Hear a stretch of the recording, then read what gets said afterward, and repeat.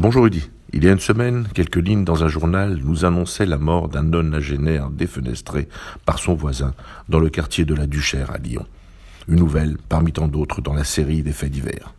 Dès le lendemain, l'origine juive de ce monsieur et son nom commençaient à circuler sur les réseaux. Il s'appelait monsieur René Hadjadj, il avait 89 ans et a été jeté du 17e étage par un voisin de 51 ans. Le choc est immense au sein de la communauté juive, encore et toujours traumatisée par le souvenir de la mort de Madame Sarah Halimi, elle aussi défenestrée par son voisin, islamiste, sous l'emprise de la drogue. Les images s'entrechoquent dans nos têtes. Sarah Halimi, René Hadjadj, Sarah Halimi, 2 juifs agressés et défenestrés, 2 assassinats inhumains, 2 morts insupportables. À cela s'ajoute le déni de justice qui entoure l'affaire Sarah Halimi, avec l'absence de procès pour le criminel islamiste. Le cauchemar de cet acte antisémite reconnu comme situation aggravante, annihilé par le non-responsabilité du meurtrier de Sarah, qui poursuit sa vie comme si de rien n'était.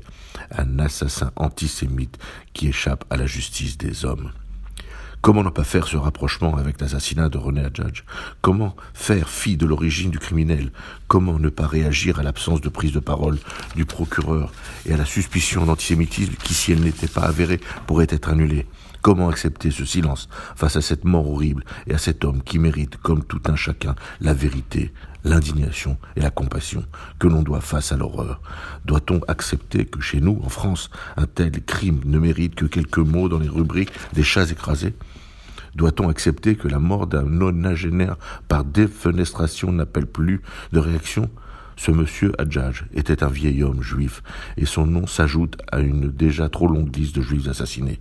Ce n'est pas parce qu'il est juif que nous devons exiger la vérité, mais aussi parce qu'il est juif. Certains vont encore se dire que les juifs en demandent trop, et ceux-là, nous les connaissons, ils ont l'indignation sélective.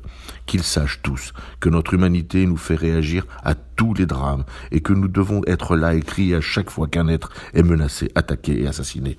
Mais que si nous n'étions pas là pour veiller sur nos morts, qui aurait su et déclaré les caractères antisémites des assassinats de DJ Lamsé, Ilan Halimi, Mireille Knoll, Sarah Halimi et peut-être René Hadjadj?